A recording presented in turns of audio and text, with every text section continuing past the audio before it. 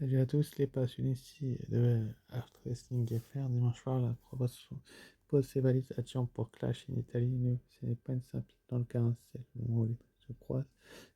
L'Alliance et Matt Gunter qui reste de la nation sur un lien qui exige sa place aujourd'hui. On analyse la psychologie et l'avenir de chaque bienvenue dans l'analyse de Clash en Italie. Donc pour commencer, c'est pronostic. C'est un tournant, ça, elle porte comme un trophée, mais elle sent le souffle dans son cou, ce cachant les autres. C'est la perte de Laura. C'est Becky en trichant pour elle. Elle a montré sa peur. Becky joue sur l'intelligence. Elle sait elle ne peut plus pure avec Roka. Son plan est de créer une confusion et de faire dérailler Roka. Seule Roka, elle est dans une quête de validation. Elle a la tête la plus spectaculaire du ressort volontaire. Ah, ne sacrifie jamais le premier règne d'un titre aussi pour une victoire surprise, mais qui va gagner par une tactique déloyale, peut-être en sur le corps pour bloquer le tombé Princess Nature. Cette défaite sera le moteur de Soroka Police. Elle va se transformer en une Avenger qui traquera Becky jusqu'à ce pour une revanche sans aucune intervention autorisée. Pour mon pronostic, donc c'est une victoire de Becky Lynch, mais la victoire donc ne sera pas loyale. Elle utilisera donc une corde pour bloquer le tombé après sa nature contrée ou euh, elle va porter son médaille slam et mettre le pied dans les cordes. Becky Lynch pour moi va conserver son titre du côté de Clash en Italie de Turin et va tout simplement démontrer son autorité et sa façon de prouver son potentiel, quoi, c'est de gagner ce type de match-là. En tout cas, ce serait une belle victoire pour Becky Lynch de conserver son titre. Enfin, elle va trouver une russe de toute manière. Et pour moi, elle ne donnera pas son titre. Le Rocket ne va pas avoir son moment tout de suite. C'est un petit peu tôt. Et puis, c'est Becky Lynch qui met du prestige sur ce titre. Et je pense que ce n'est pas le bon moment d'enlever le titre à Becky Lynch en plus. Donc, on passe ce ring par une victoire surprise. Il va y avoir une ruse et un moyen de tricher de Becky Lynch qui va rester donc votre championne intercontinentale féminine. Et c'est mon pronostic. Ensuite, après, donc, on a les titans dans l'arène. Oba Femi contre Brock Lesnar. Ce match est le symbole de la transition générationnelle. Oba Femi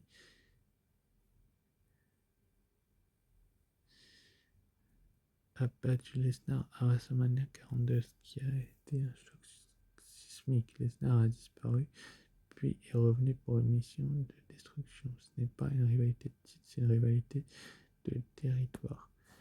Oba Femi, le nouveau prédateur, il est calme, méthodique. Il sait que la bête est dangereuse, mais c'est aussi qu'il est en déclin. Lesnar est dans la douleur de voir c'est par un athlète qui combine sa puissance avec une vitesse supérieure.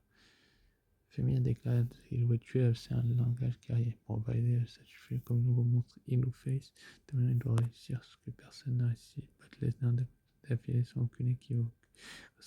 Conséquence, Lesnar a pris une défaite nette pour effectuer un dernier tour de piste avec une retraite de Femi devant la foule italienne. C'est un moment historique qui marquera la fin d'une ère.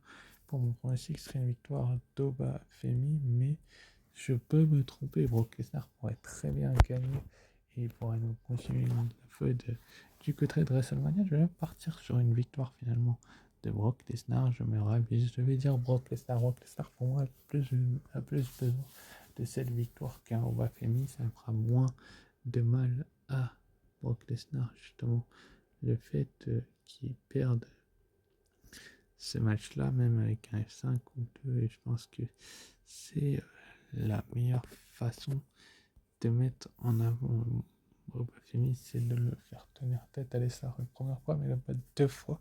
Ça m'étonnerait. Lesnar là est là pour un petit peu cacher les débuts de Boba Femi. Et puis ça ferait une victoire partout, ça serait la parfaite continuité de rivalité parce que pour moi elle est loin d'être terminée. C'est plus Brock Lesnar qui a demandé le match qu'Oba Femi, et je pense que Oba Femi ne gagnera pas deux fois en fait, et c'est l'argument qui me fait changer d'avis, c'est que c'est pas le dernier tour de piste, je pense, de Lesnar, à moins d'une intervention extérieure. Je le vois pas perdre, il va pour moi gagner, et on veut aller vers un troisième affrontement. Et s'il perd, Je regretterai peut-être ce choix-là, mais pour moi, il va gagner Brock Lesnar et ça fera une victoire partout. Passons donc au troisième match, le choc de la division féminine. Donc Rhea Ripley et Jade Cargill, c'est duel entre deux filles. Elle a le vécu des grands matchs, Jade de la puissance brute, Laura de manque encore du cœur de grand psychologique Rhea en mode elle a prouvé récemment qu'elle pouvait gagner, mais le tombé que Jade lui a infligé lors de Saturday Night Main Event a planté une graine de doute. Jade est convaincue qu'elle peut détruire Rhea et elle doit prouver que son titre n'est pas un accident. La règle du tombé avant le PE et le pilier de la 11 donne une victoire à Challenger pour créer du suspense. Puis la championne confirme sa suprématie. Le jour Rhea va user de sa ruse contre les attaques de Jay et placer son retail dans un moment de désespoir.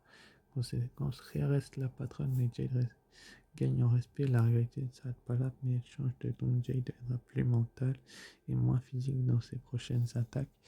Pour mon pronostic, c'est une victoire de Mommy Rhea Ripley. Ce serait même tout à fait logique, même qu'elle conserve son titre, étant donné que c'est sa première défense de titre et que c'est la meilleure solution que l'anneau pourrait nous trouver.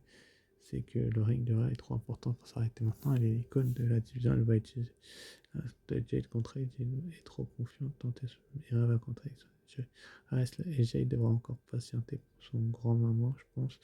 Et surtout, Rhea avec le titre, ça me permettrait d'avoir une rivalité avec Rhea championne et puis des nouvelles catcheuses qui viendraient la défier. Pas forcément une Jade Cargill, mais d'autres catcheuses. Et franchement, ça serait la meilleure solution à faire, ce serait de laisser le titre sur Rhea Ripley et de pourquoi pas donner la crédibilité au règne pardon, Rhea Ripley en plus et construire des catcheuses pour aller les défier après. Jade Cargill, pour moi, elle a eu son règne. Là, il est temps de le laisser arrêter. Passons au prochain match, Cody Rhodes contre Gunther pour le titre indisputé. Donc, c'est le match de l'intelligence. Gunther a recruté Paul Heyman pour combler ses lacunes tactiques. Mais Man est un homme fatigué, distrait par le chaos à Raw avec théorie briques. Cody Rhodes est un champion qui ne panique jamais. Il est le calme au milieu de la tempête. Gunther veut prouver que le catch est une discipline, il veut déconstruire Cody Rhodes. Membre par membre, Cody veut prouver que le cœur n'est pas toujours la pure technique. Le rôle de Heyman est qu'il va essayer d'intervenir. Gunther refusera par fierté et ce moment sera fatal. Cody est trop expérimenté pour laisser passer telle occasion.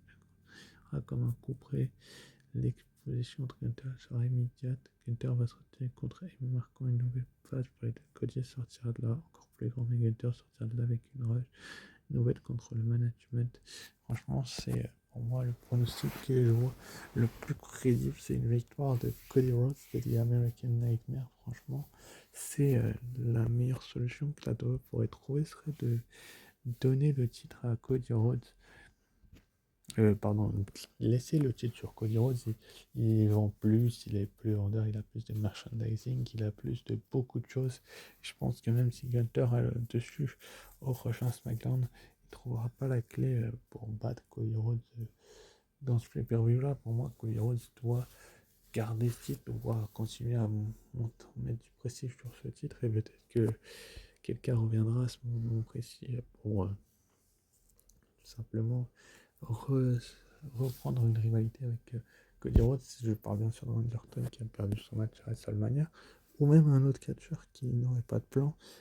Cody Rhodes aura un autre challenger, il aura peut-être il y aura peut-être une autre confrontation entre les deux hommes, mais je ne vois pas le ring général Gunther gagner ce match-là. Pour moi, Cody Rhodes doit rester champion et ce serait la meilleure solution, la plus paisible. Bref. Passons donc au main event, je pense, le Tribal Combat pour le titre de champion du monde pour alors Roman Reigns face à Jacob Fatu. C'est l'histoire de une version de Jacob Fatu et KO Total. Roman est alors rétabli. Le Tribal Combat est le match ultime où les règles disparaissent pour laisser planer à la haine. Place à la haine, Fatu attaque physiquement et moralement. Il va être le nouveau visage de la famille. Roman a tout à perdre s'il perd son statut de Tribal Chief, il perd son identité, il va se battre avec une férocité qu'on ne lui a pas vu depuis depuis longtemps. Fatou lui n'a aucune limite, il est prêt à mourir sur la ligne pour détrôner Roman. Roman ne peut pas perdre le titre maintenant. Toute la narration de une construite autour de son isolement. S'il gagne, il est au sommet. S'il perd, tout le château de cartes s'effondre trop vite. Roman va gagner en utilisant chaque objet, chaque artifice pour survivre à Fatou. La victoire sera amère. Fatou va former une nouvelle coalition avec ceux que Roman a exclus de la famille. On va vers un été où Roman Reigns dehors un par un tous ses anciens lieutenants. La guerre civile ne fait que commencer, mais la victoire sera pour Roman Reigns. Je pense qu'il a plus besoin de, de gagner ce type de match qu'un Jacob Fatu, si vous voyez ce que je veux dire.